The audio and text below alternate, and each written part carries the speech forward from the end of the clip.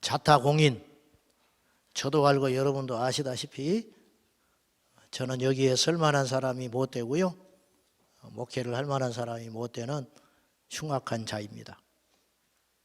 하나님의 은혜로 여기 서 있는데요, 또 우리 존경하는 박보영 목사님께서 미천한 것을 기억하시고 또 이렇게 초대해 주시고 이렇게 세워주셔서 우리 목사님과 또 우리 함께 지어져가는 교회 우리 조성영 목사님에게 더할 수 없는 감사의 마음으로 이 자리에 섰습니다. 10여 년 전에 우리 박보영 목사님께서 저희 교회 집회를 오셨을 때 식사하는 자리에서 우리 목사님은 잊어버리셨을 것 같아요. 목사님이 잘 잊어버리시는 은사가 있으신 것 같아요. 그래서 잊어버리셨을 것 같은데 그때 이런 질문을 하시더라고요. 목사님은 무서운 게 뭡니까? 그러셨어요, 저한테. 세상에서 제일 무서운 게 뭐요? 느닷없이 제가 그런 질문을 평생 받아봤는데 제가 순간 그 질문을 받고 이렇게 답을 했습니다. 저는 제가 무섭습니다. 제가 변할까 무섭고 넘어질까 무섭습니다. 그랬더니 그 답이 목사님께 흡족하셨나 봐요. 그냥 고개를 이렇게 끄덕끄덕 하시고 그랬는데 이런 걸 뭐라고 그러냐면 고수의 대화라고 합니다. 그런 일이 있었습니다. 여러분도 다 그러시겠지만은 목회 선상에 서 있는 저 같은 경우도 제일 큰 적이 저한테 있고 어떻게 하면 더 사랑해 볼 수 있을까? 어떻게 하면 더 품어볼 수 있을까? 어떻게 하면 하나님의 뜻대로 살아가 볼까? 그러한 연약함들이 날마다 있어서 오늘 저와 여러분들이 그런 싸움의 선상에 있다고 제가 믿습니다. 왜 사람들이 예수님을 믿지 않을까? 혹은 믿다가 왜 무너지는가? 지옥을 믿는 믿음이 없어서 그렇지 않나 싶어요. 몇 년 전에 저희 교회에서 여름 성경학교가 있었어요. 그래서 이제 제가 그때 마침 교회에 있었기 때문에 애들 격려도 하고 교사들 격려도 하고 하려고 제가 그 성경학교 하는 데를 제가 가서 앉아 있었습니다. 잠깐 있었는데 마침 게임을 하더라고요. 레크레이션을 해요. 어떤 게임을 하냐면 사회자가 이렇게 문제를 내는데 애들을 둘을 불러내고 양쪽으로 편을 갈라놓고 얼음 덩어리를 큰 걸 바닥에 2개를 놨어요. 그래 놓고 2명을 이제 대표로 한 10명씩 뽑아가지고 거기에 세워놓고 문제를 내는 거예요. 서바이벌 게임으로. 맞추는 이제 팀이 빨리 맞추고 내려가는 게 이기는 거예요. 못 맞추면 얘는 계속 얼음판에 서 있어야 돼요. 빨리 맞추고 내려가는 게 이제 수예요. 근데 이렇게 보니까 못 맞추는 애가 얼음판에 서 있는데 죽으려고 그래. 차가워서. 한여름인데 양말을 벗게 하고는 올라서서 문제를 맞출 때까지. 상대방은 문제를 맞추고 내려가는데 못 맞추는 친구는 계속 서 있는 거예요. 한 발을 들었다가 놨다가 몸을 비틀었다가 어찌할지를 몰라요. 차가워서. 제가 그걸 보면서 웃다가 문득 이런 생각이 지나갔어요. 저게 얼음구덩인데 얼음덩이 위에서 서 있고 게임인데 우리가 웃으면서도 그 아이는 웃음을 잃어버리고 고통스러워해요. 고통스러워하는 그 아이를 보고 우리가 막 웃었는데 저게 만약에 지옥이라면 게임이 아니고 현실일 것이고 잠깐이 아니고 영원할 것이고 차가운 얼음구덩이가 아니고 수백 배 수천 배 고통스러운 불못일 텐데 저는 거기서 지옥을 봤어요. 지옥이라면 어떤 것일까?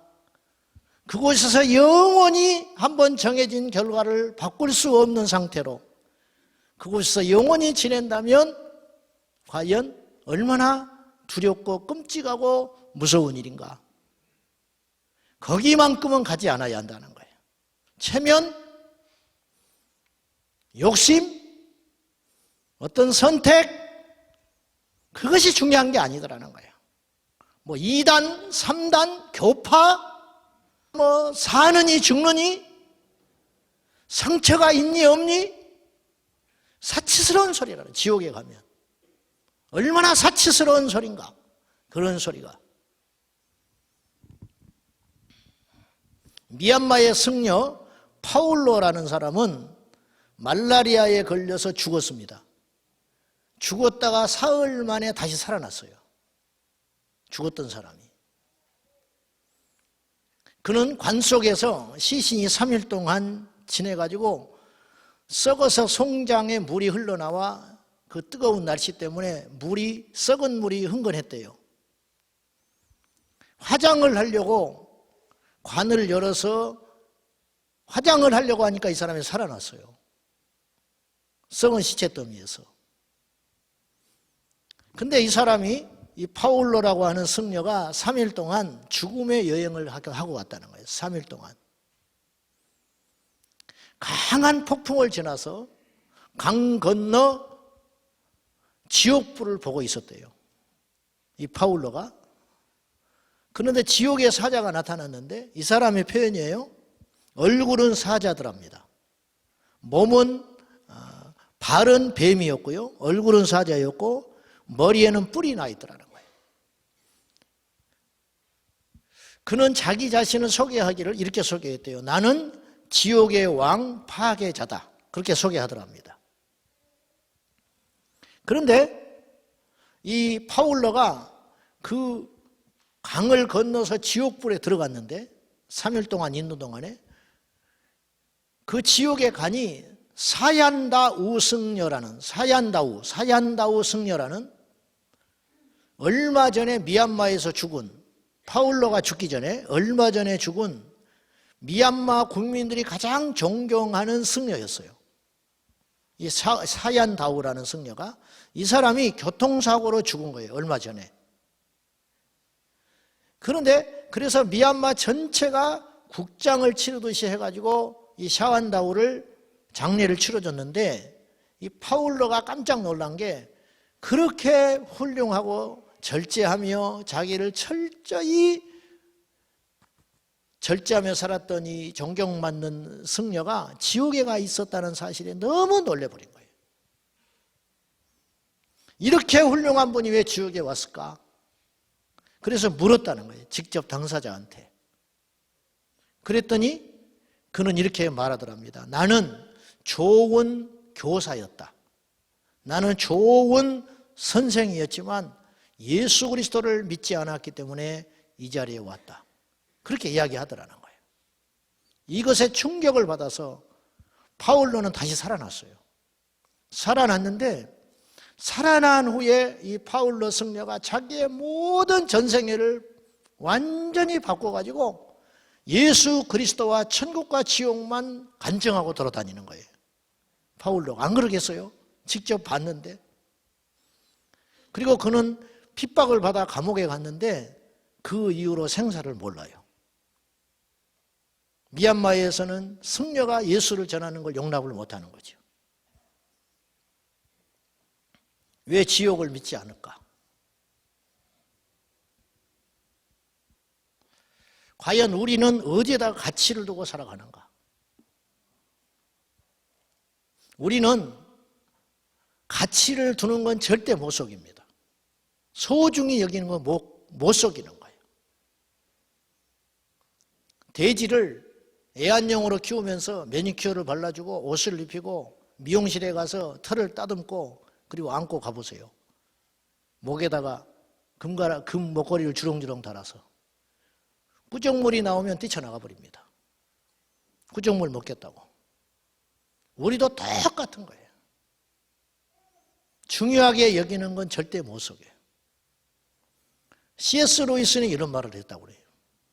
천국과 지옥의 이혼이라는 책이 있어요. 천국과 지옥의 이혼. 그 책에서 천국을 가려 하느냐? 그러면 이 세상, 즉 지옥에 속한 소유의 물을 단 하나도 붙잡고 있는 한은 천국은 영원히 갈 수 없을 것이다. 그렇게 이야기한 거예요. 두세 개를 붙잡고 사는 사람은 절대로 천국을 못 간다는 거예요. 절대로. 그래서 그 문이 좁은 문이라고 했어요.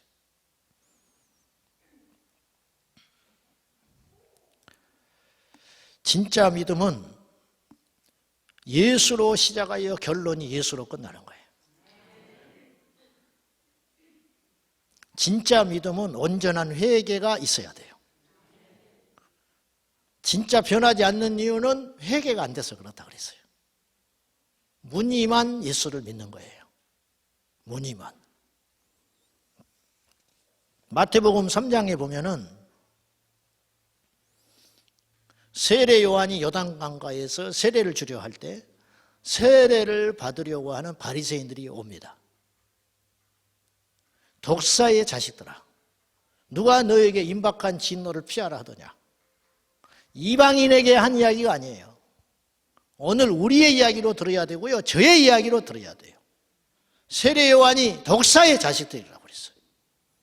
속에 독을 품고 있는, 입만 열면 죽이는, 오직 자기밖에 모르는 독사의 자식들아, 누가 너희에게 임박한 진노를 피하라 하더냐. 나무 뿌리에 이미 도끼가 놓였다. 그렇게 급박하다는 거예요. 이제 치기 직전이라는 거예요. 속으로 너희가 아브라함의 자손이라고 속으로 생각하지 말고, 여호와께서는 이 돌들로도 아브라함의 자손을 만들 수 있는 분이다. 회개에 합당한 열매를 맺으라. 말만 회개한다고 하지 말고, 무늬만 하나님을 찾지 말고, 입만 열면 주여 주여, 입만 열면 하나님을 찾고 율법을 이야기하고 말씀을 이야기할지 모르나 너희 속에는 진정한 하나님의 영이 없다 그 말이죠. 회개에 합당한 열매가 없다. 회개 열매가 없는 한은 절대로 회개했다고 볼 수 없는 것이다. 이렇게 이야기하는 거예요. 이 구절을 메시지라고 하는 성경이 있어요. 유진 피터슨 목사님이 쓴 메시지. 그분 이제 동성애를 옹호했다는 말이 있어요. 그래서 제가 이제 그대로 그 성경을 잘 안 읽는데 제가 오늘 한번 어쩔 수 없이 여러분에게 소개하려고 합니다. 도움이 될 것 같아서. 그 마태복음 3장 그 구절을 이렇게 우리 시대에 맞게 이렇게 표현을 했어요. 너희의 삶을 고쳐라. 하나님의 나라가 여기 있다. 뱀의 자식들아, 이 강가에 슬그머니 내려와서 무엇을 하는 거냐?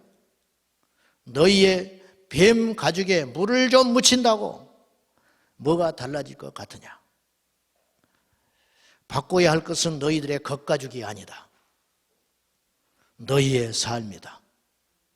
아브라함을 조상으로 내세우면 다 통할 것으로 생각하지 말라. 아브라함의 자손인 것과 너희는 아무런 상관이 없다.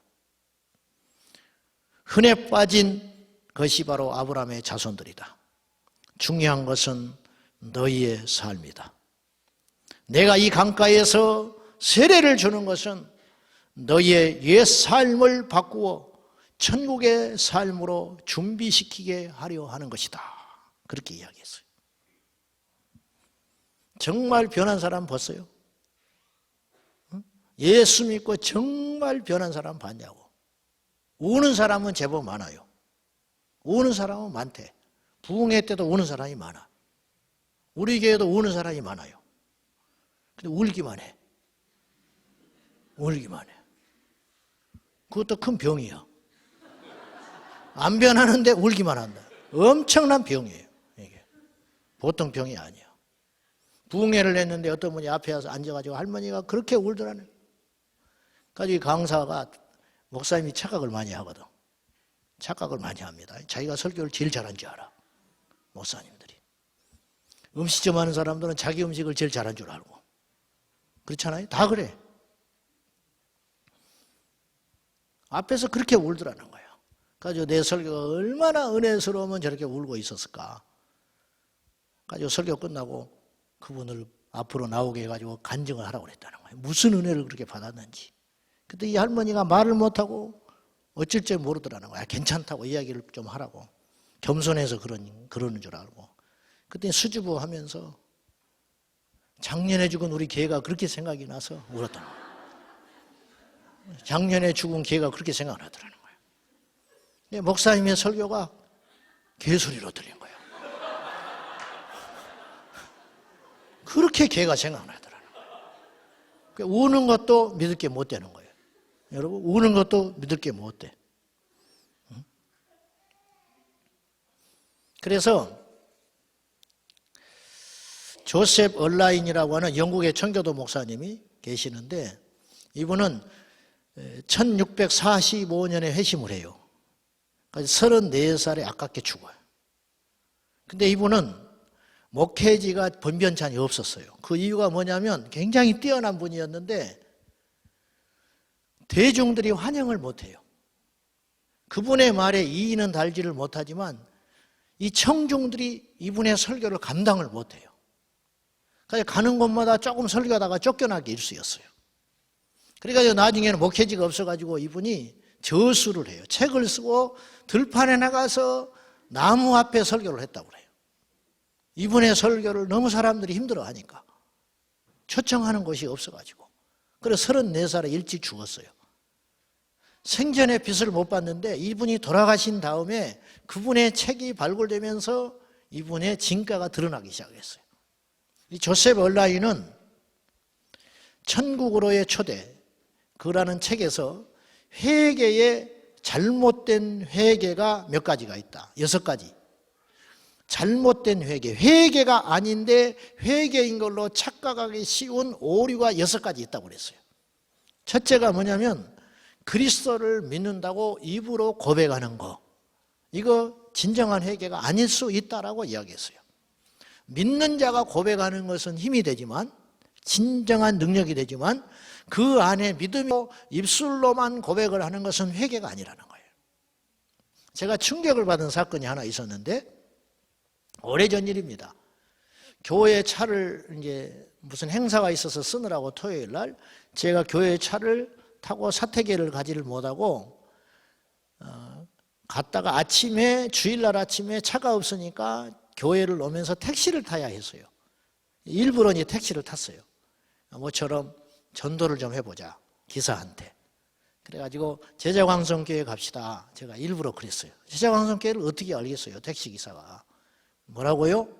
그럼 내가 자세히 가르쳐 주면서, 기사님 교회를 모르시는 거 보니까 예수 안 믿나 보지요? 내가 이제 그렇게 이야기했어요. 그 말을 딱 했더니 이 기사분이 뭐라고 답을 딱 하냐면, 영접 기도 할까요? 그러는 거예요. 나 전도를요, 너 그렇게 쉽게 전도한 건 처음이야. 기사 아저씨 예수 안 믿나 보지요? 그랬더니 나는 지금 여러 가지 할 말이 많은 거예요. 내심 1단계, 2단계, 3단계 전도 폭발 훈련을 했기 때문에 착착착착 준비하고 있는데 그냥 건너뛰어 버렸어. 영접 기도를 해준대. 그래서 내가 그랬더니 교인들이 그거 하는 거 있잖아, 영접 기도 제가 할게요. 그래서 내가 그럼 아저씨 교회 다니십니까? 그랬더니 왜 다닙니까? 자기 교회 왜 다니니? 근데 영접 기도를 왜 해요? 한 7, 8번 했어요. 그러는 거예요. 영접 기도를 7, 8번 했대. 주일날마다 자기가 전도를 받아가지고 자기한테 전도한 사람들이 7, 8번 자기가 할 수 없이 못 이겨서 영접 기도를 해줬대. 너도 지금 나한테 전도하려고 그런 거 아니냐 이거예요. 빨리 끝내자 이거. 영접 기도 할 테니까 이런저런 소리 하지 말고 내가 영접 기도 해줄게. 제가 크게 쇼크 받았어요. 제가 직접 경험했어요.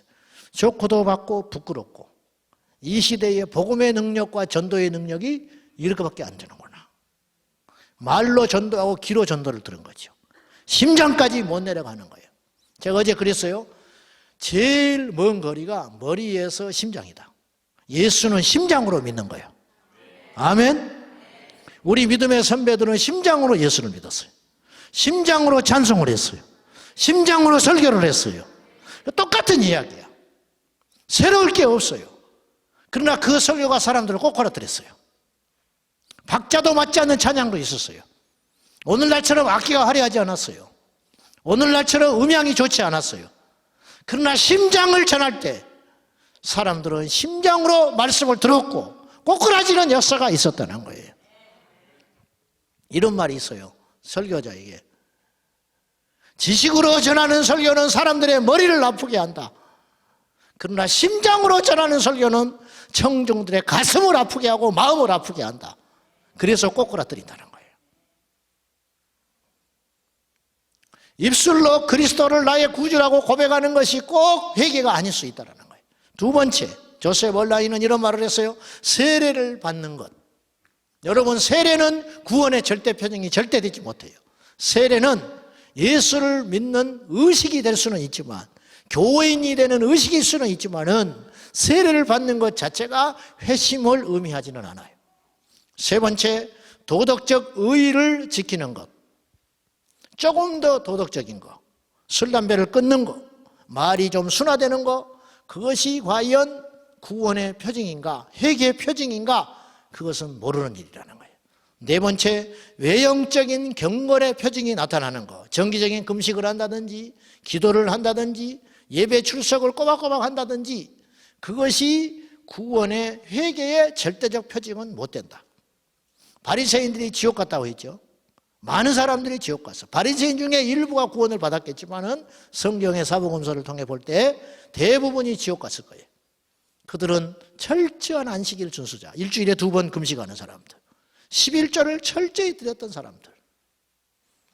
다섯 번째, 교육이나 법으로 잘못을 고치는 행위, 어떤 교회의 어떤 율례들, 교회의 어떤 질서들에 따라서 세상에 살던 나의 모습을 버리는 것, 이것이 과연 구원의 표징이 될 수 없다.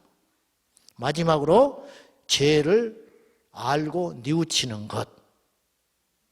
죄를 뉘우치지만 삶은 돌이키지 않는 것.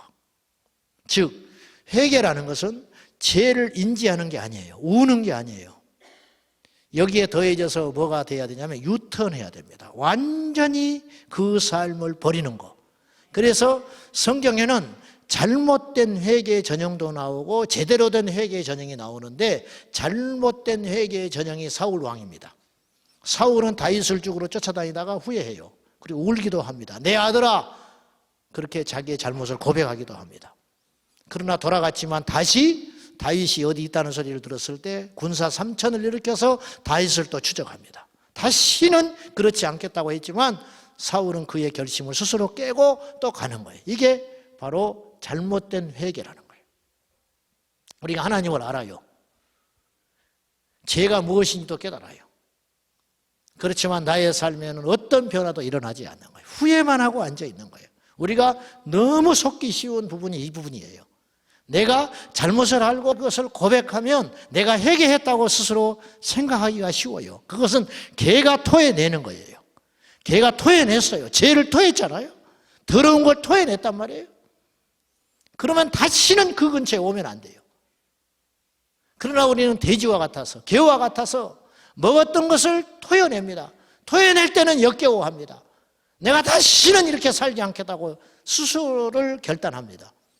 그러나 세상에 살다가 또 세상의 풍파와 세상의 즐거운 것과 세상의 희노애락을 겪다가 돌아와서 조금 전에 내가 뱉어놓던 그 더러운 어물들을 덥석덥석 다시 물고 먹는 것이 오늘 우리의 모습이라는 거예요. 끊임없이 후회하지요. 어떤 역경을 만났을 때, 어떤 망신을 당했을 때, 어떤 고통을 당했을 때, 내 뜻대로 어떤 인생이 풀리지 않고 장애물을 만났을 때 우리는 끊임없이 후회하고 결단하며 금식을 하며 발등을 찌우면서 내가 다시는 이런 삶을 살지 않겠다고 하나님 앞에 결단할 때가 많습니다. 울면서 기도합니다. 그러나 그 시간이 지나고 하룻밤이 지나고 나면 또다시 미워하고 증오하고 품지 못하고 육체의 정욕에 빠져서 세상으로 나의 눈이 향하는 것을 우리는 부정할 수 없습니다. 문제는 그런 삶의 심각성에 대하여 우리가 두려워하지 않는다는 거예요. 그렇게 살아도 하나님의 은혜로 우리가 구원받았다고 자처하는 그런 크나큰 착각을 하고 있다는 거예요. 크나큰 착각.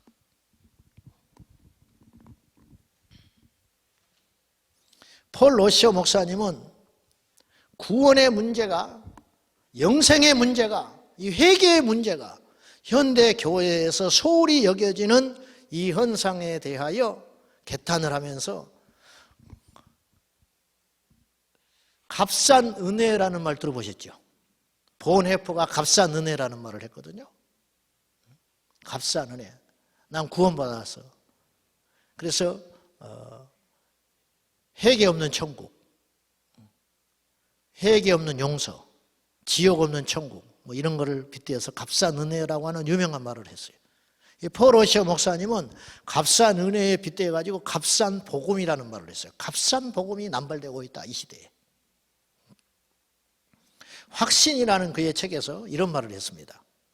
21세기 설교와 복음 전도자가 복음의 내용, 복음의 부름, 그리고 구원의 확신을 얻는 수단을 철저하게 변질시켜 왔다.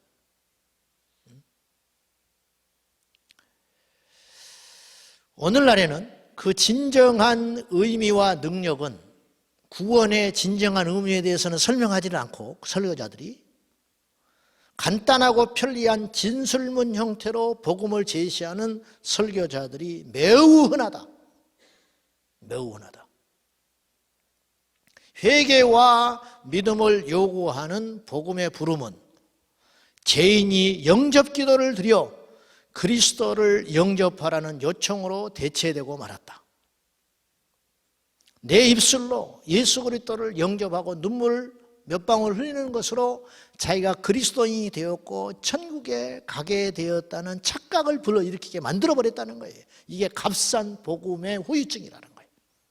그리고 한번 그런 것을 경험하고 한번 그 의례의 통과의 과정을 지나친 사람들은 하나같이 어떤 착각에 빠지게 되냐면 나는 구원을 받았다는 거짓된 확신에 차버리게 된다는 거예요.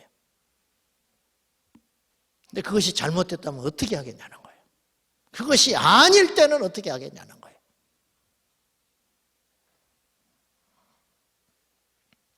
누군가가 어느 정도 진지한 마음으로 예수님을 영접하겠다고 기도만 하면 목회자들은 곧바로 그 사람에게 대하여 구원의 축복을 선포하고 구원의 확신을 심어주면서 이제부터는 확신을 가지라고 선포합니다. 어떤 사람이 구원의 확신이 흔들려. 어느 집사님이 교회의 중추적인 역할을 하는 어떤 분이 구원의 확신이 흔들려가지고 괴로워하면서 목회자를 찾으면 목회자는 굉장히 난감해 할 거예요. 저부터서.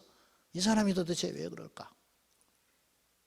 근데 10중 8구 그 사람과 상담을 하고 다시 복음에 대해서 설명을 하고 기도를 해주면서 이렇게 이야기할 것입니다. 등을 두드리면서 확신을 가지세요, 집사님. 왜 이렇게 두려워합니까?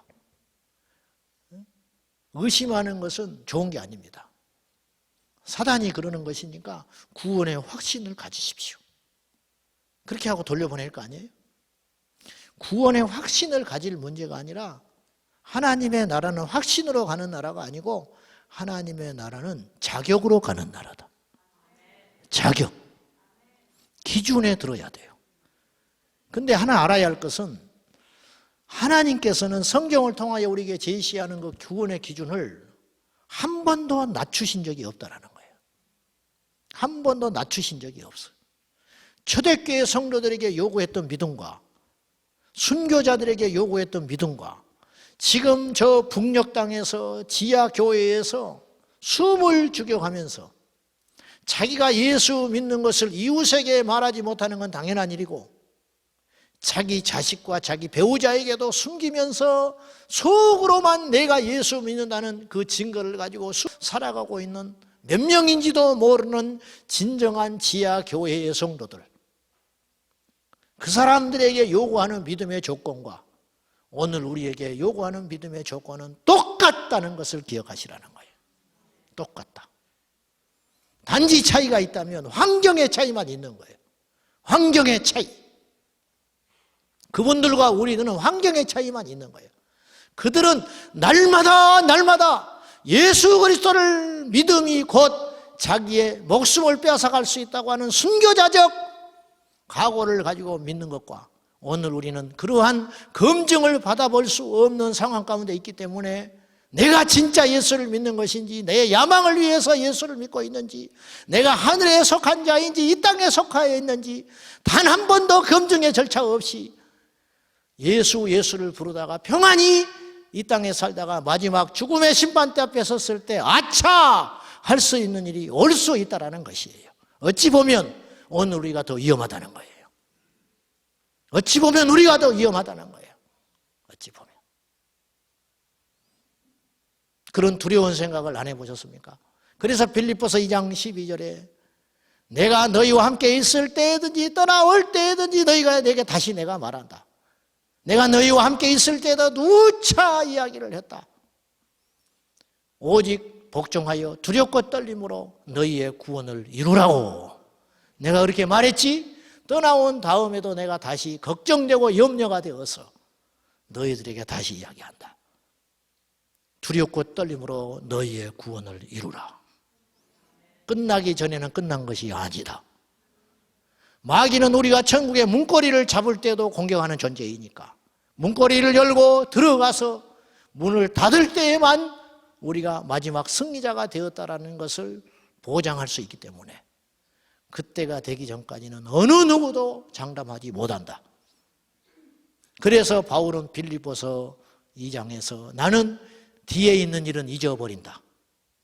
내가 뒤에 이루어졌던 공적들, 교회를 세우고 영혼을 살리고 기도하며 그리스도의 복음과 십자가를 향하여 땀 흘려 했던 나의 영적인 공력들이 만약에 있다 할지라도 나는 뒤에 있는 일은 잊어버리고 오직 앞에 있는 하나의 일, 그 표대를 향하여 오늘 또 달려간다. 왜? 뒤를 돌아보면 나는 넘어진다는 거예요. 뒤를 돌아보면 쉬고 싶다는 거예요. 뒤를 돌아보면 교만해지기 쉽다는 거예요. 뒤를 돌아보면 자기가 자만해지기 쉽다는 거예요. 이것이 자기에게 영적으로 얼마나 해롭고 나태하게 만든 걸 알기 때문에 그것은 내가 다 잊어버린다. 주님이 기억하시면 된다. 나는 잊어버렸다. 그리고 오직 앞에 있는 하나의 일, 표대를 향하여 달려가노라. 내가 선한 싸움을 싸우고 달려갈 길을 마치고 믿음을 지키는 그날까지 나는 이미 얻었다고 생각하지 아니하고 앞으로 얻을 것이라고 내 자신들을 채찍질을 하면서 오늘 또 달려갈 뿐이다. 이렇게 이야기하는 거예요. 한 10여 년 전에 신천지에서 발행되는 책자가 있었어요. 현혹하려고. 제가 우연한 기획을 접했는데 구원파도 마찬가지고 박옥수 구원파, 서울 장충체육관, 88체육관 이런 데 사람들을 모아놓고 거듭남의 비밀이라는 강연을 하면서 거기에 간증 신문으로 만들어가지고 발행되는 간증 책자가 있었습니다. 거기에 어느 교회 자기가 목사였다는 거예요. 어느 유수한 교단의 목사. 이제야 내가 복음을 만났대. 지금까지 자기는 가짜였다는 거예요. 이제야 복음을 만나는 게 아니고 이제야 지옥을 가게 된 거예요. 그 사람은. 그 중에는 작은 중소교단의 총회장이 신천지에 빠져가지고 간증을 한 것이 나왔어요. 기가 막힌 일이에요. 작은 교단의 목사 총회장이 자기 얼굴을 사진에 내고 자기가 이제서야 이만희 교주의 그 복음의 진리를 깨닫고 지금까지 내가 알고 있었던 것이 가짜였다는 걸 알게 됐다는 거예요. 세상에 이런 일이 있다는 거예요. 그들을 반면교사로 삼아야 돼요. 그들도 기도하는 사람이었어요. 그들도 눈물을 흘리고 하나님 앞에 무릎 꿇었던 적이 있었던 사람들이에요. 그러나 그들은 미혹에 빠져서 넘어지고 말았어요. 인간은 다 그런 존재들이에요. 그러므로 두렵고 떨림으로 우리가 마지막 승리자가 될 때까지 달려가야 됩니다.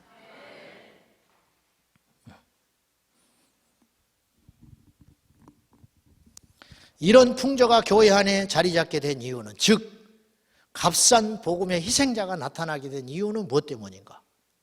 진지한 복음 앞에 무릎을 꿇고 회개한 거듭난 그리스도인이 아니라 종교적이고 외세적이며 스스로 교인이라고 여기지만 스스로 자기는 구원받았다고 여기지만은 성경적이지 않는 믿음을 가진 기괴한 괴물들이 교회 안에 자리 잡게 된 이유에 대하여 그 이유가 무엇이냐?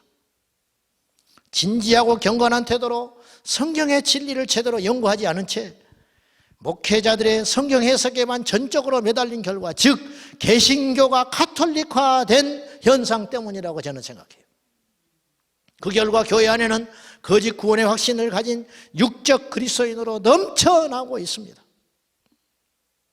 심지어는 교회를 다니면서도 변함에 대해 알아요. 누가 변했다든지 회개를 했다든지 자기의 어떤 삶의 태도를 완전히 180도 바꾸어서 하나님 앞에 헌신을 했다든지 이런 사람들은 가물에 콩나듯이 보이는 거예요. 그래서 오죽 없으면 그런 사람들을 찾아볼 수 없기 때문에 그런 사람이 하나 나타났다 하면 이리저기서 불러가지고 간증을 하니라고 난리요.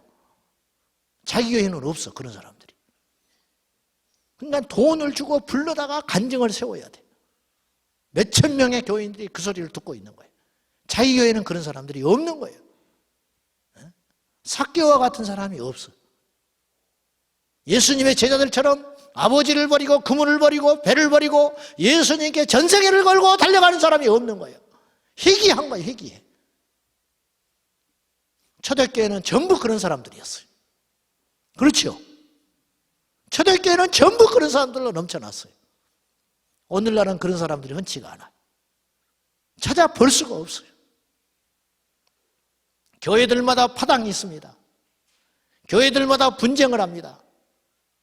한 예배당 안에서 못질을 해버리고 바리게이트를 쳐버리고 목사파가 지하에서 예배를 드리고 그 위에 1층에서 다른 파들이 반대파들이 예배를 드리는 그리스도의 몸된 교회를 갈갈이 찢어버리는, 그리고 사회법정으로 가야 하고 경호하는 사람들이 교회에 와서 비웃으면서 그들을 경호해야 하고 돈을 주고 용역해서 사람들을 불러다가 세상 사람들이 우리를 어떻게 바라보는지 생각하지는 않습니다. 오직 내 욕심, 내 야망, 내 생각, 그것들만 붙잡고 입으로는 십자가를 이야기하고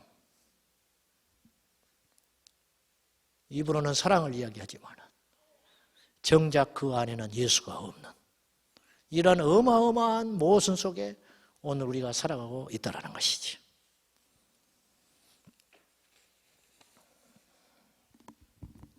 옛날에 중국에서 약 100여 년 전에 아큐정전이라는 책이 있었어요. 아규정전.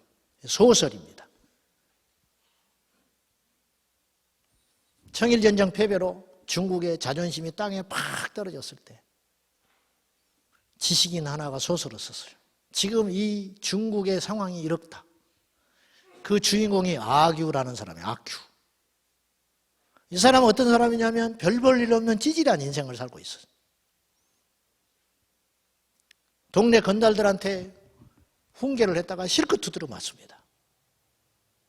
피를 흘리고 두드리면서 두들겨 맞고는 골목길에서 처참하게 두들겨 맞고 얼마나 수치스럽고 부끄러운 일이에요. 그러나 그는 먼지를 털고 일어나서 하는 말이 탁 폼을 잡고 이렇게 이야기해요. 저들은 어린애들이야. 나는 저들한테 두드려 맞은 게 아니야. 내가 그냥 몇 대 맞아줬을 뿐이야. 그래서 먼지를 털고 막 일어나요.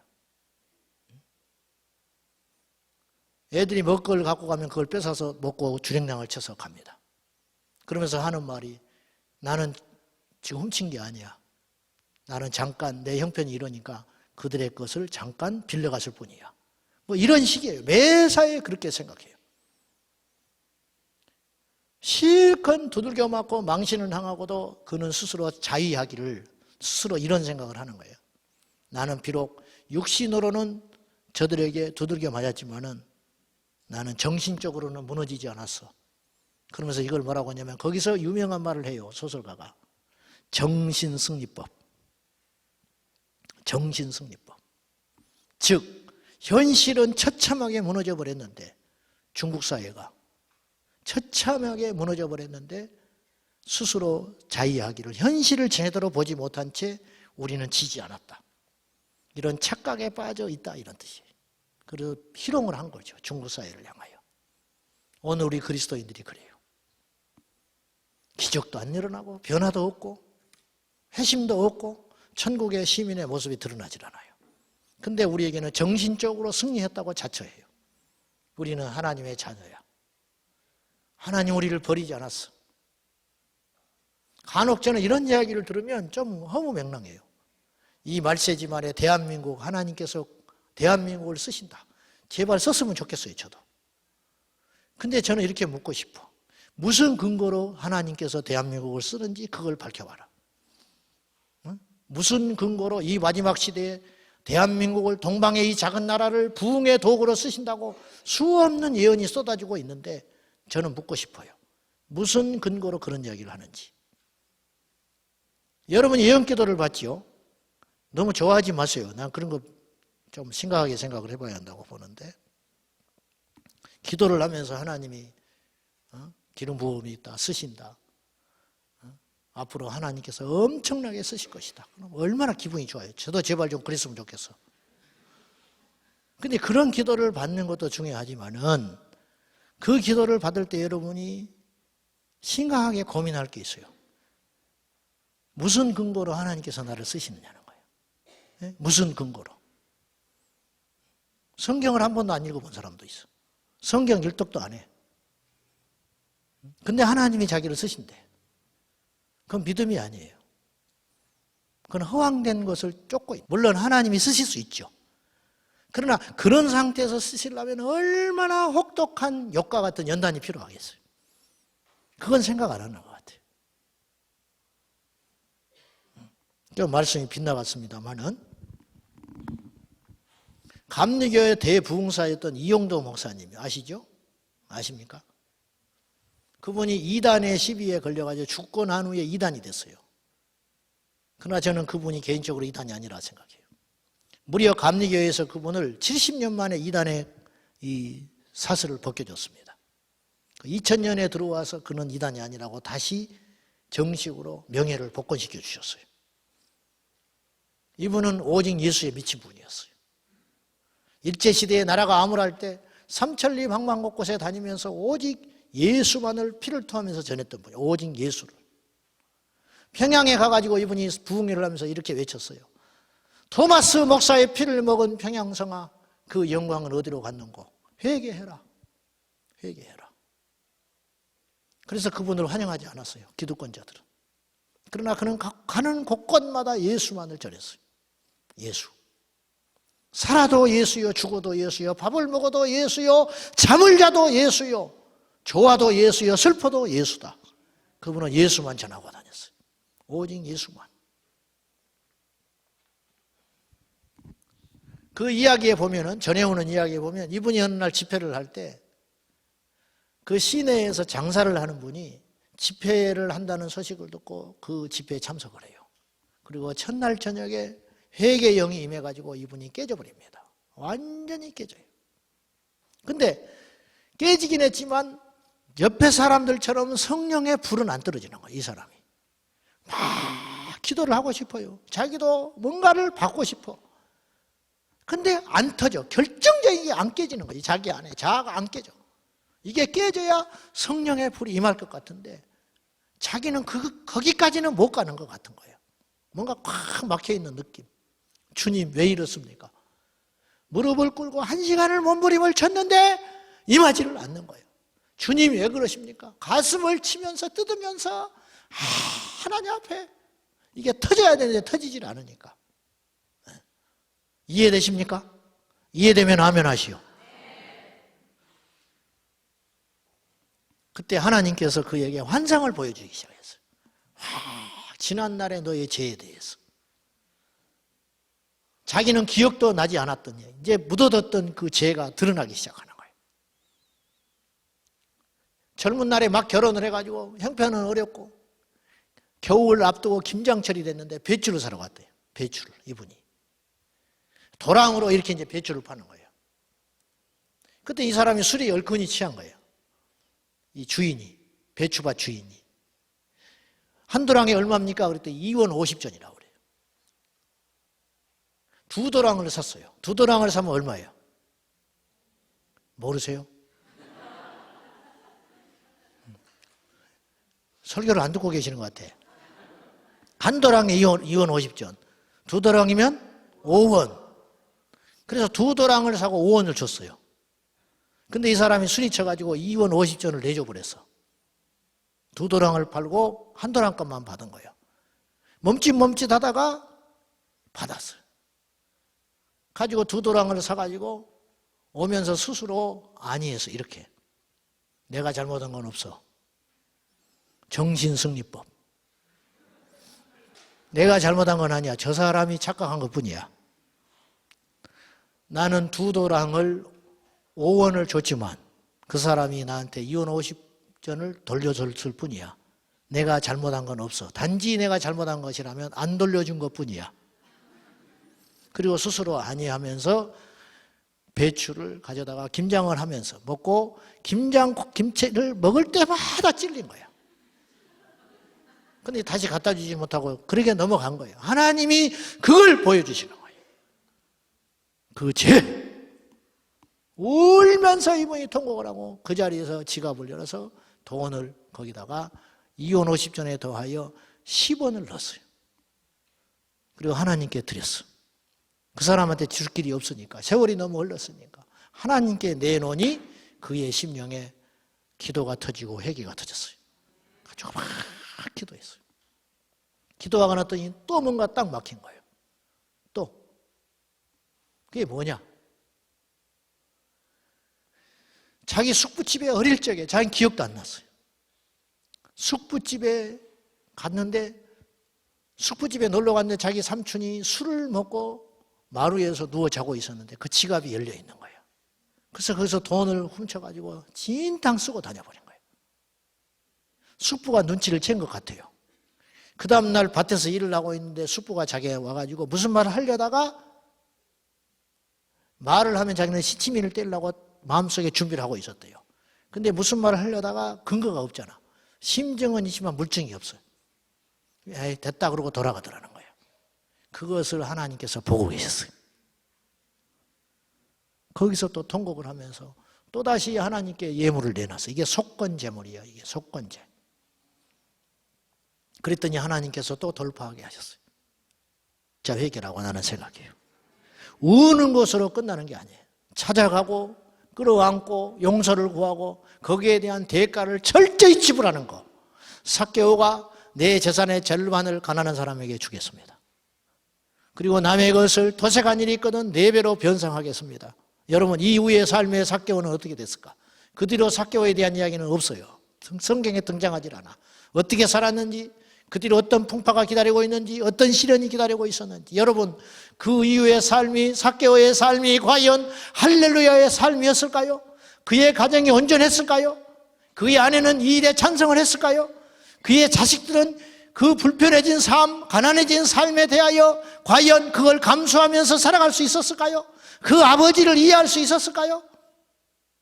그는 과연 세리의 역할을 계속할 수 있었을까요?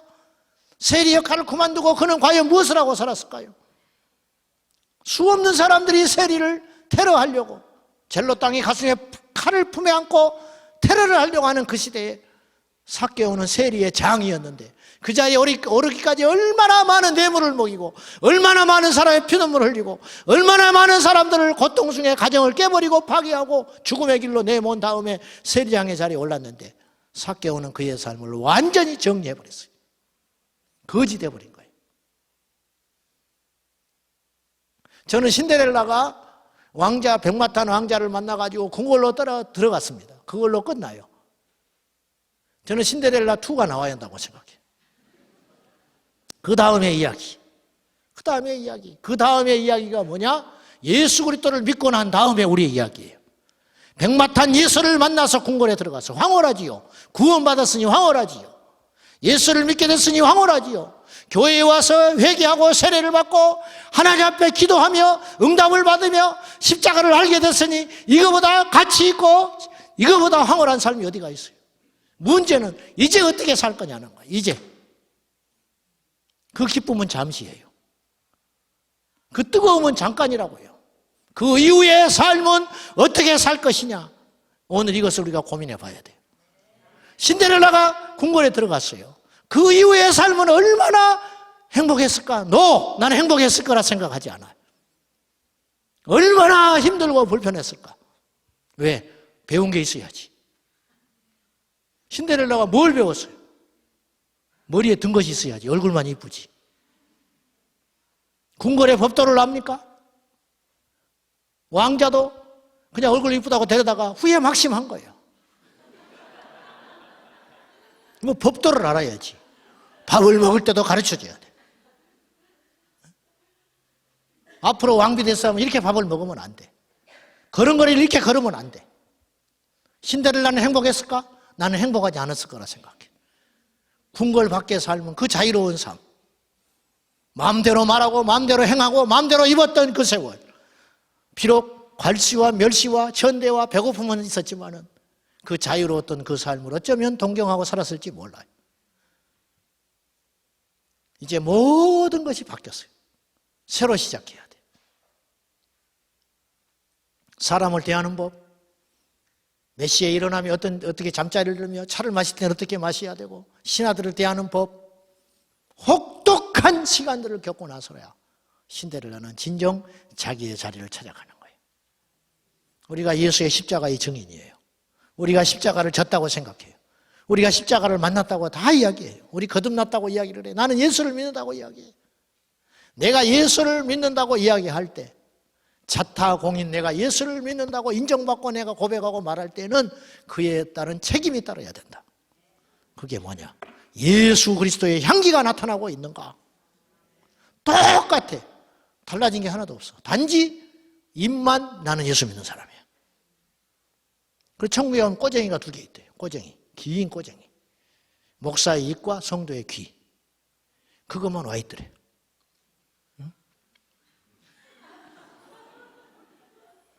무슨 말인지를 모르는 분이 있어요. 어떤 사람은 집에 가서 웃는, 집에 가서. 늦게 은혜를 받아가지고. 집에 가서 방언 터진 사람도 있어요. 집회 끝나고. 집에 가서.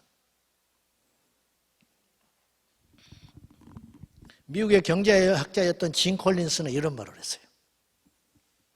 그냥 20여 년 전에 우리나라 책을 번역했는데 그 책의 제목이 이런 책이에요. 좋은 기업을 넘어 위대한 기업으로. 그렇게 번역이 된 거예요. 그 책의 서문에서 진 콜린스는 이런 말을 했어요. 위대한 기업의 적이 뭔지 아냐? 위대한 기업의 최대의 적수가 어떤 기업인지 아냐? 좋은 기업이라는 거예요. 이분이 주장하는 건 뭐냐면 좋은 기업은 많대요. 좋은 기업. 그러나 위대한 기업은 찾아보기 힘들다. 그러니까 기업가들은 위대한 기업을 만들어야 한다는 거예요. 도무지 따라올 수 없는 탁월한 기업, 위대한 기업을 만들어야지 좋은 기업을 만들어서는 살아날 수 없다. 이분의 주장이 그것인데 저는 이걸 교회에다가 적용을 하고 싶어요. 좋은 교회 많아요. 좋은 교회. 그러나 저는 위대한 교회 말고 즉 이렇게 표현을 하고 싶어요. 예수를 전하는 교회가 있어요. 예수를 전하는 땅의 교회들이 다 예수님을 전하죠. 그런데요, 예수만 전하는 교회는 많지 않아. 이해되십니까? 오늘 사도 바울이 뭐라고 그랬냐면 나는 너희들 앞에 갈 때 심히 두렵고 떨었다. 나는 원래 그렇게 별 볼 일 없고 부족하고 연약한 사람이다. 그래서 너희 앞에 전할 때마다 두렵고 떨리다. 그런데 내가 한 가지 분명한 것은 너희에게 갈 때 나의 지혜와 지식으로 너희들에게 전하지 않기로 나는 결심했어. 왜?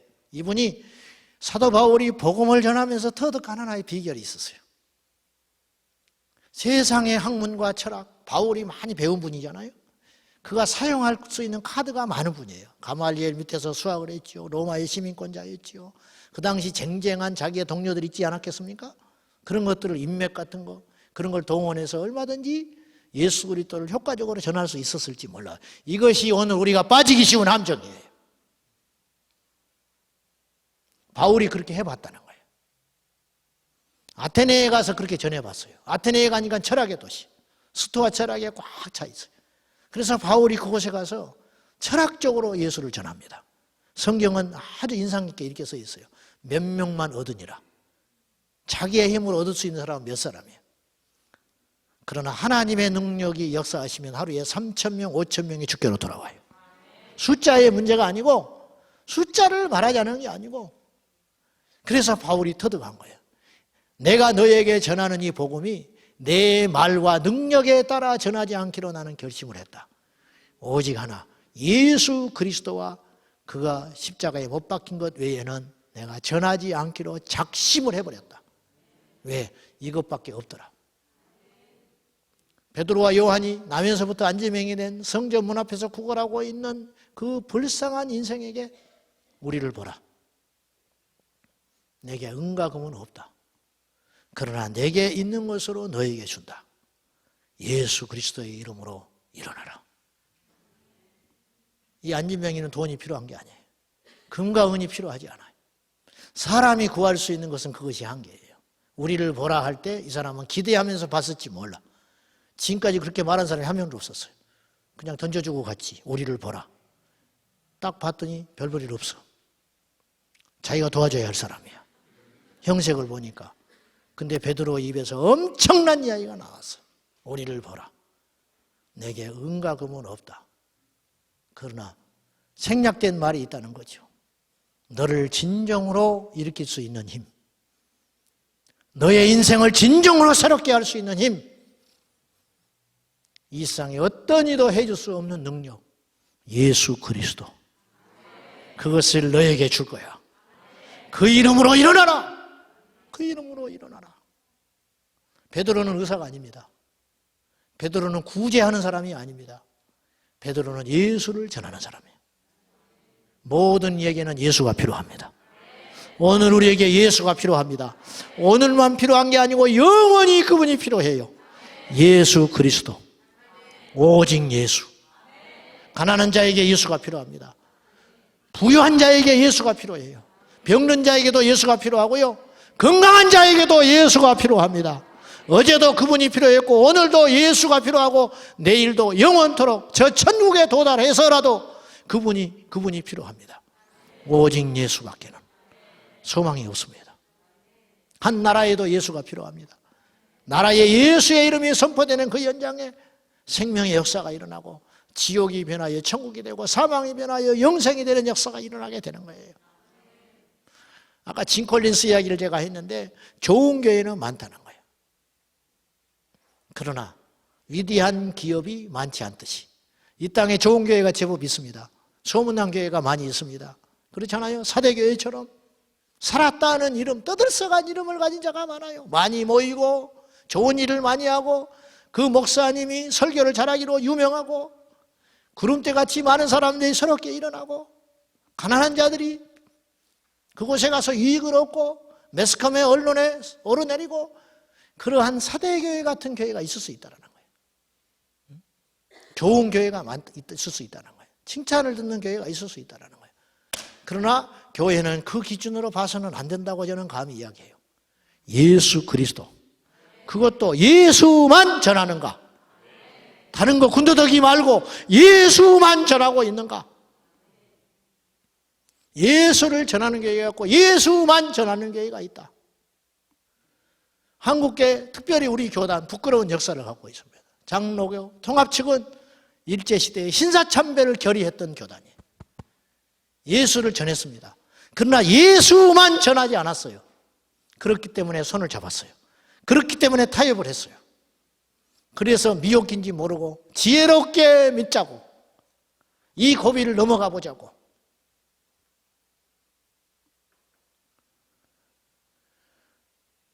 여수에서 나환자를 섬기던 손양원 목사님은 여수 반란 사건 때 자기 두 아들을 잃었습니다. 죽인 그 아들을 양아들로 입양을 했죠. 그분이 6.25 동란이 났을 때 북한 공산당에 의해서 죽게 됐는데 그때 살려면 살 수 있는 길이 있었어요. 성도들이 목사님을 반드시 저들이 쳐들어오면 목사님을 1순위로 죽인다. 반동으로. 자기들은 어찌어찌 피하면 되고 자기들은 숨을 수 있지만 목사님은 피할 길이 없다. 그래서 그분들이 돈을 모아가지고 배를 한 척을 샀어요. 가지고 손양호 목사님을 피시키려고 했습니다. 일단 피하십시오. 이 난리를 일단 피하셔서 목사님이 살아야 앞으로 우리에게 소망이 있습니다. 그래야 나중에 이 난리가 지나간 다음에 하나님이 반드시 기회를 주실 것이니까 그래야 남은 여생을 또 주의 일을 하실 거 아닙니까? 제가 곰곰이 생각을 해봤어요. 나라면 어떻게 할까? 나는 탔을 것 같아, 그 배를. 왜냐? 지혜롭잖아요. 응? 앞으로 해야 할 일이 많잖아요. 나이도 돌아가실 만한 나이도 아니고. 그동안의 사역이 얼마나 훌륭하고 큰 일을 많이 하셨는데 이분이 돌아가시기 너무 아깝잖아. 뭘 잘못한 것도 없잖아요. 여리면 저는 그럴 것 같아요. 저는 피해버릴 것 같아요. 그러나 손양호 목사님은 교회를 지켰습니다. 교회를 혼자 지키셨어요. 그리고 돌아가셨어요. 순교했어요. 왜 그러냐? 예수만을 붙잡았기 때문에. 예수밖에는 몰랐기 때문에. 예수를 전하고 예수밖에 없는 교회가 아니고 예수를 전하는 좋은 교회는 동성애에 대해서 반대할 수 없습니다. 왜? 좋은 예수니까. 동성애자의 친구니까, 예수님도. 그렇잖아요? 동성애 반대 못해요. 그러나 예수만 전하는 교회는 동성애를 반대할 수밖에 없는 거예요. 이건 정치적인 이야기가 절대 아닙니다. 예수를 전하는 교회는 다른 이방 종교인들과 손을 잡을 수밖에 없습니다. 그러나 예수만 전하는 교회는 융통성이 없고 성도들이 떠나가고 엄청난 불이익이 돌아간다 할지라도 결코 손을 잡을 수 없어요. 왜? 예수 그리스도만 있기 때문에. 갈수록 흐릿해지는 시대에 살고 있습니다. 오늘 우리는 갈수록.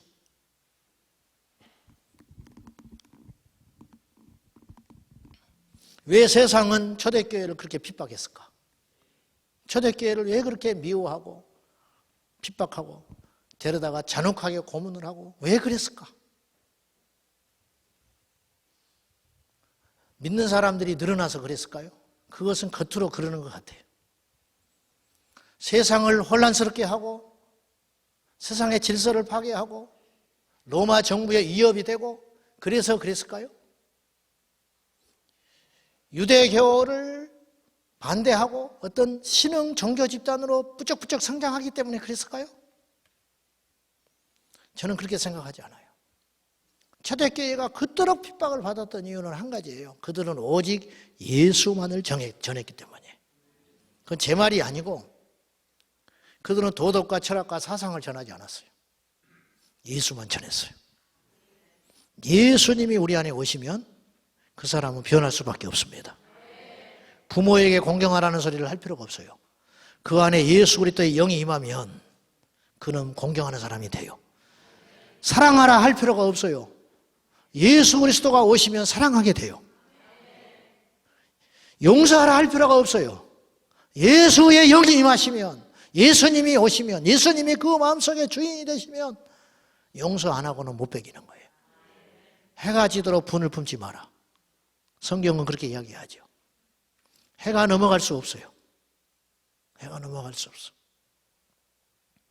우리 교회 어떤 집사는 성수 가기 전에 구정 때 남편하고 싸워가지고 추석 때 푼 사람이 있었어.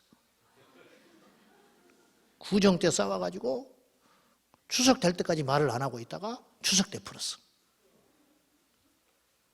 그래서 제가 1년 채우지 왜 그랬냐 제가 물어봤어요. 궁금해서. 그리고 한 가지 내가 궁금한 게 생겨서 왜 풀었냐 이거예요. 왜? 구정 때 싸운 것을 그토록 안 풀다가 추석 때 왜 풀었냐. 그랬더니 구정 때 본가 갔다 와다가 싸웠는데 차 속에서 추석 때 안 갈 수가 없더라는 거예요. 안 가면 표가 나니까. 가서 표를 안 내다 보니까 말을 삭다 보니까 그냥 풀어지게 돼버렸다는 거예요. 예수가 있는 사람은 괴로워서 못 살아요. 못 삽니다.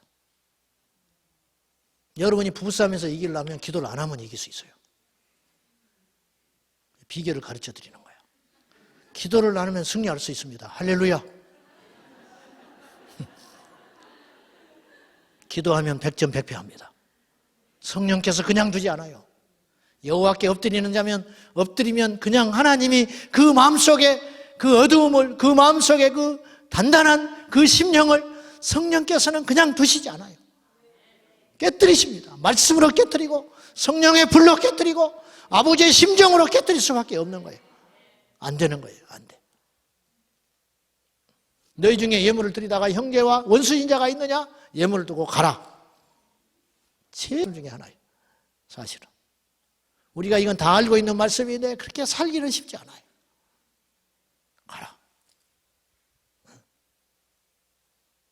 쉽지 않아요. 그건 지옥이에요. 지옥. 미움을 품고 사는 건 지옥과 같아요. 말씀을 거스리고 산다는 건 지옥이에요. 그거 자체가 지옥이에요. 우리가 모를 때에는 그렇게 살았어요. 뭐가 뭔지도 그렇게 살았어요. 모르고. 그러나 우리 안에 예수가 있으면, 우리 안에 생명이 있으면 그렇게 못 사는 거예요. 죽은 사람은 산 자를 알아보지 못합니다. 산 자는 죽은 자를 알아봐요. 무슨 말이냐? 예수가 없는 사람은 예수 생명이 있는 자를 알지를 못해요. 왜 저렇게 사는지 이해하지 못해요. 그러나 예수의 생명을 가진 자는 세상에 사는 사람들을 보이기 시작해요. 나도 저렇게 살았다. 나도 저런 생명 없는 삶이 있었다. 판단하지 않은 게 아니라 분별이 되는 거예요. 분별. 왜 초대교회가 그렇게 핍박을 받았을까? 그들은 오직 예수만을 전했기 때문이에요. 사도행전 5장 28절에 보면 공회 제사장이 사도들에게 신문을 하면서 이렇게 이야기해요.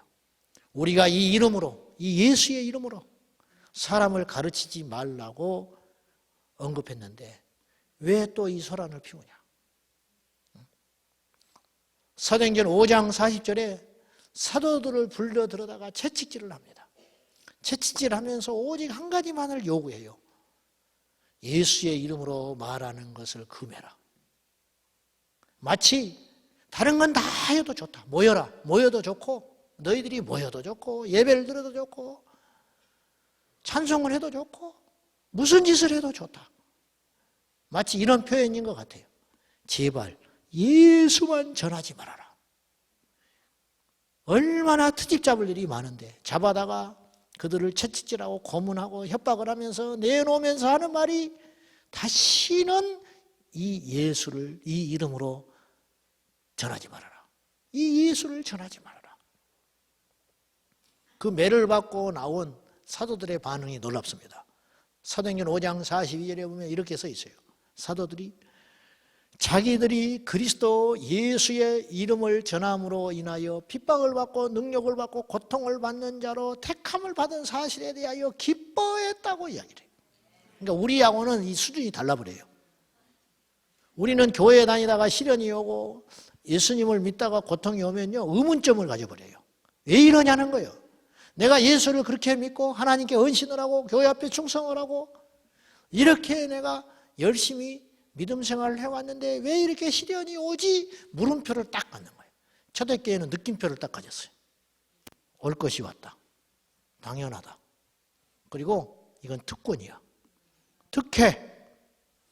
누가 이런 일을 당하냐? 누가 예수 전하다가 이런 어려움을 당하냐? 우리가 택함 받은 사람이다. 우리가 뽑힘 받은 사람이야. 이건 부끄러운 일도 아니고 좌절할 일도 아니고 넘어질 일도 아니야. 이거는 특권이야, 특권. 하나님께서 우리를 그렇게 크게 봐주신 거야. 완전히 발상의 전환이 일어났다는 거예요. 여러분, 우리가 기뻐하지 못할 이유가 뭐가 있어요? 우리가 감사하지 못할 이유가 뭐가 있어요? 예수 그리스도, 그분 한 분이면 충분하잖아요? 근데 이게 안 되는 거예요, 이게. 나는 너희에게 다른 어떤 것을 전하지 않는다. 바울이 말하는 거예요.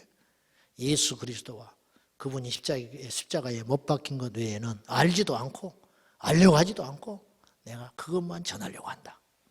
바울이 얼마나 많은 지식이 그를 따라다녔어요.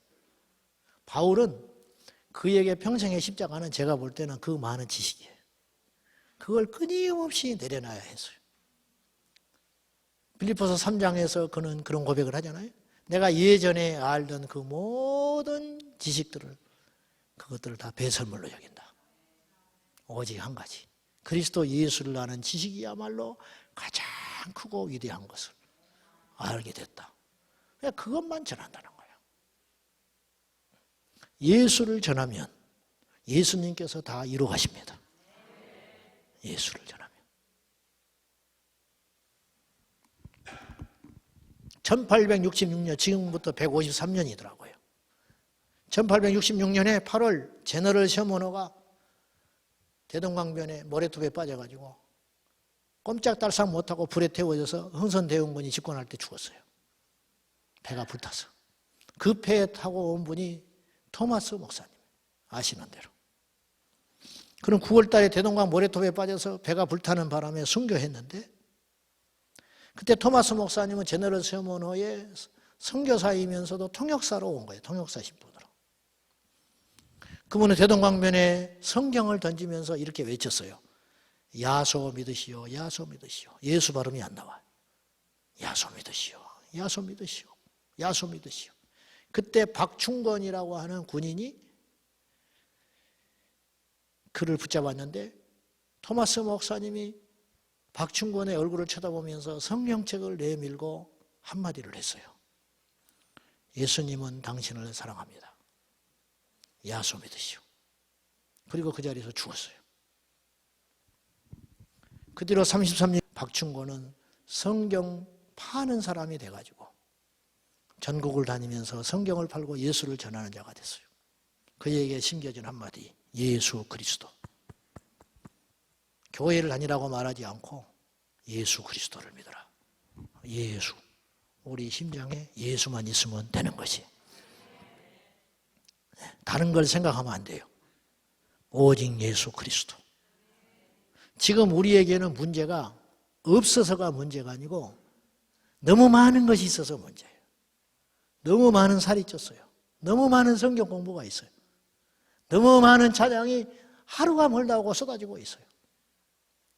찬송은 화려해졌는데 그 안에 예수의 영이 없는 거예요. 교회는 화려해졌는데 예수 그리스도의 영이 없는 거예요. 그래서 엄두선 목사님이 그런 말을 했어요. 저희 학교 다닐 때 채플에 와가지고 이분이 은성수도원 원장인데 눈을 반짝반짝반짝 머리를 스포츠로 확 깎고 눈을 우리를 쏘아보듯이 보면서 이런 말을 했어요. 이렇게 통탄을 하시더라고요. 내 귀에 쟁쟁이 울려요. 예수의 얼이 없어. 그분은 얼이라고 표현을 하더만. 얼. 예수의 얼이 없다는 거예요. 예수의 정신이 없다는 거예요. 예수가 없다는 거예요. 예수가. 예수. 우리가 회복해야 됩니다. 예수의 이름으로. 오직 예수의 이름으로. 우리에게는 오직 예수밖에 없습니다. 할렐루야. 왜 우리가 예수를 알고 예수를 전해야 되는가? 세상은 예수 그리스도가 구원자인지를 모르고 있어요. 세상은 예수 그리스도가 다시 오실 걸 모르고 있어요. 그래서 예수를 전해야 됩니다. 우리가 그 예수를 만나서 구원을 받았듯이 이제는 구원받아야 할 그 백성들에게 오직 예수만을 전해야 됩니다. 예수 그리스도를 알기 위해서 예수 그리스도를 믿기 때문에 지나치게 예수를 믿는 사람을 향하여 우리는 어리석다 이야기를 합니다. 여러분의 자녀가 지나치게 공부를 하고 있어요. 어리석다고 생각하십니까? 어떤 회사 경영자가 지나치게 돈만 벌고 있어. 미쳤다고 합니까? 미쳤다고 그래요? 어떤 운동선수가 그거밖에 몰라. 매일 자기가 하는 운동에 빠져만 살아. 미친 겁니까? 미친 거예요? 정상이에요, 정상. 우리가 예수를 믿잖아요? 예수만 믿어야 돼요. 어느 정도로 믿어야 되느냐? 미치게 믿어버려야 돼요. 미쳐야 미칠 수 있어요. 즉, 예수께 미쳐야 천국에 미칠 수 있다니까. 예수께 미쳐야 천국에 도달한다 그 말이에요. 아무리 지나쳐도 지나치지 않아요. 예수 그리스도는 지나치지 않아요. 우리는 갈 길이 너무 멀어요. 아직 멀었어요. 우리는 너무 세상적이에요. 너무 아는 게 많아. 너무 덕지덕지 붙은 게 너무너무, 이 비계덩어리가 너무너무 많아요. 이거 다 없애버려야 돼요.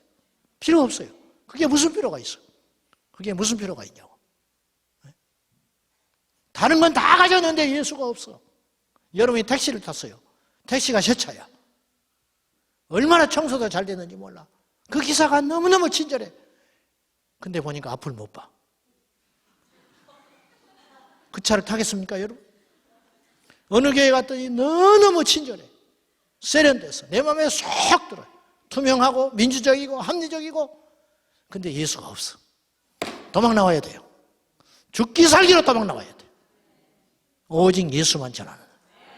예수를 전하는 것이 아니라 오직 예수만 전하는. 오직 예수만 아는. 다른 건 몰라도 이것도 알고 저것도 알고 그러면서 예수님을 가져오는 게 아니라 오직 예수만 아는. 그 믿음, 원초적인 믿음으로 돌아가야 된다는 거예요.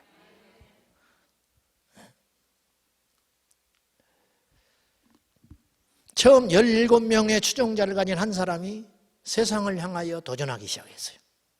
17명만 자기를 따르는 사람이 있었어요. 자기 생각에 동조해주고 자기 사상에 동조해주는 17명을 얻었어요. 이 사람이 세상을 맹렬히 공격하기 시작했어요. 그의 이름은 소비에트 연방 즉 공산주의 소련 국가를 만든 막스 레닌. 막스 레닌에게 처음에 17명의 추종자만 있었대요. 그 후에 그는 4만 명을 가지고 러시아 1억 6천만 명을 무너뜨렸어요. 4만 명의 추종자를 가지고. 숫자가 문제가 아니에요. 초대교회 12명의 제자, 저 정확히 표현하면 11명. 그 중에 나중에 마띠아가 하나 보강이 됐지만은 그들이 세상을 뒤엎었어요. 300년 만에 로마가 무릎을 꿇었어요. 그러면 그들이 지식이 있었냐는 거예요. 제가 말하고 싶은 것은. 교회 건물이 있었냐는 거예요. 유력한 신학자가 있었냐는 거예요. 아니라 오직 그들에게는 하나만 있었다는 거예요. 오직 예수. 주님께서는 당신의 이름만 넘겨주고 가셨어요. 내 이름으로 기도하라. 내 이름으로 귀신을 쫓아내라. 내 이름으로 모이라. 내 이름으로 사랑하라. 예수의 이름만 우리에게 주고 가셨어요. 그 이름을 받은 공동체는 그렇게 강력하게 세상을 잡아먹었다는 거예요. 우리가 지금 세상에 자꾸 밀려요. 그건 왜 그러냐? 예수 그리스도의 그 이름을 우리가 신뢰하지 못하기 때문이라는 거예요. 근데 그 4만 명이 1억 6천만을 무너뜨린 저력의 이유가 있다는 거예요. 공산주의에 심취한 한 젊은이가 공산주의로 전향한 미국 대학생이 있었대요. 이 미국 대학생이 죽도록 사랑하는 여인과 헤어집니다. 결혼을 약속했던 약혼자와 헤어지면서 편지를 썼어요. 그 편지가 이런 내용이에요. 우리 공산주의자들은 높은 희생률을 가지고 있다. 총에 맞으며 교수형에 처해지고 매를 맞고 형벌을 당하며 직장에서 해고되고 기타 모든 방법으로 우리는 어려움을 당한다. 우리 중 몇 퍼센트는 죽음을 당했고 아직도 투옥 중이다. 우리들은 사실상 가난 속에서 앞으로도 계속 살아야 할지 모른다. 우리들은 살아가는 최소한의 비용 외에는 모두 당해 반환을 해야 된다. 우리 공산주의자들은 여러 가지 영화를 보는 거, 연주회에 참석하는 거, 또는 고기를 정기적으로 먹는 거, 좋은 집에 사는 거, 새로운 자동차를 위해서 사기 위해서 쓸 시간이나 돈이 전혀 없다. 우리들은 한마디로 광신자들이다. 우리는 한마디로 광신자들이다. 우리들의 유일한 사명은 오직 세계를 공산주의로 만드는 투쟁으로 지배되어 있다. 그래서 나는 당신을 사랑하지만 결혼할 수는 없다. 그래서 그 약혼자를 눈물로 떠나보내는 세뇌당한 공산주의자의 편지. 우리는 이만큼 믿고 있습니까? 오직 예수를 위해서 우리가 희생한 게 뭐냐는 거예요. 저도 마찬가지예요. 말할 것도 없어요. 말만 예수를 믿고 있는 거예요.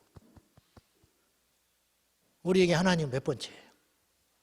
제가 보니까 우리 하나님 세 번째더라고. 정직히 말하면. 첫째는요, 우리가 꼭 해야 할 일은 해요. 그 중에 하나가 직장생활이에요. 직장생활 멀다고 안 가는 사람 나는 못 봤어요. 직장생활 멀어도 갑니다. 서울에 있다가 지방에 이전을 해요. 그러면요, 직장을 따라서 집을 옮깁니다. 그러나 믿음을 위해서 집 옮기는 사람 많지 않아요. 그렇죠? 네. 꼭 해야 할 건 해요. 꼭 해야 할 거는. 제주도 사는 학생이 서울대학교 합격을 했어. 재수 없이 서울대학교 됐다? 제주대학 돼야 되는데 나 안 가. 난 그런 사람 본 적이 없어. 프랭카드 붙이고 난리 나요. 서울대학교 들어갔다고. 멀어도 갑니다. 꼭 해야 할 건 해요. 기러기 아빠 유학 보냅니다. 그리고 부부가 헤어져요. 수년을 그렇게 살아요. 혼자 밥을 해 먹습니다. 돈 꼬박꼬박 벌어가지고 다 붙여줍니다. 자식을 위해서. 예수님을 위해서 헤어져 사는 부부를 나는 본 적이 없어. 해야 할 일은 꼭 해요. 어떻게든지 해. 어렵다, 멀다, 힘들다, 건강이 없다. 전부 거짓말이에요. 해야 할 건 꼭 해요. 두 번째, 하고 싶은 일은 꼭 합니다. 돈을 모아서 합니다. 성경금 1,000원을 안 하는 애들이 핸드폰 나오면 즉시 바꿔버립니다. 새 걸로. 쓸만한데. 왜 그러냐? 가치가 다르다는 거예요. 가치. 중요하게 여기는 것들이 달라. 시간이 없대. 교회 와서 봉사하라고 그러면. 근데 애인 만나잖아요. 날마다 만나버려요. 날마다. 한국에는 임용고사가 굉장히 어렵습니다. 교사 되기가. 경제가 추락하고 어려워지니까 이 공무원 인기가 많아요.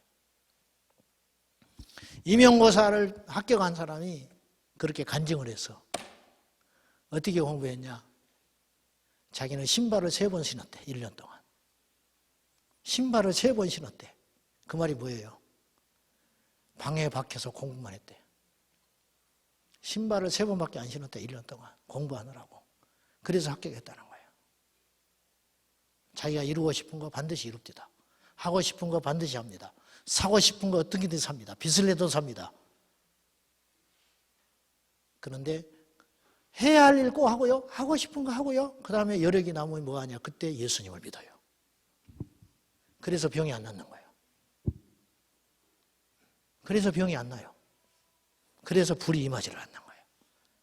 그래서 예배를 드려도 하나님을 못 만나는 거예요. 그분에게 전부를 걸면, 할렐루야. 그분에게 전부를 걸면, 예수도 아는 것이 아니라 예수만 알면, 그러면 하나님께서 우리를 만나주지 않을 리가 없다는 거죠. 오늘 이 밤이 그런 밤이 될 수 있기를 주님의 이름으로 축복합니다. 나의 간절한 기대와 소망을 따라 아무 일에든지 부끄러워하지 아니하고 오직 지금도 전과 같이 온전히 담대하여 내 몸에서 그리스도가 존귀되게 하려 하나니 이는 내게 사는 것이 그리스도니 죽는 것도 유익함이라. 죽는 것이 낫다. 내가 죽어서 예수가 나타날 수 있다면 나는 그 길을 택할란다. 사도 바울이. 내가 망신을 당해서 그분이 영광을 받을 수 있다면 얼마든지 망신 당하리라. 내가 가난해져서 그분의 이름이 부욕하게 된다면 나는 가난하게 되겠다. 내가 죽어서 그분의 영광이 드러날 수 있다면 나는 그 길을 가겠다. 그 바울의 믿음과 그 정신이 어쩌면 이 혼탁하고 화려해지고 살기 좋은 이 시대에 살아가는 우리들에게 어쩌면 더 몰라요. 저와 여러분이 날마다 깨어서 그분만을 구하고 예수만을 구하고 그분에 사로잡혀 살아가는 저와 여러분의 생애가 될 수 있기를 주님의 이름으로 축원합니다. 천국 가는 길은 만만치 않습니다. 천국 가는 길은 좁은 문입니다. 사람이 많지 않습니다. 기도하겠습니다.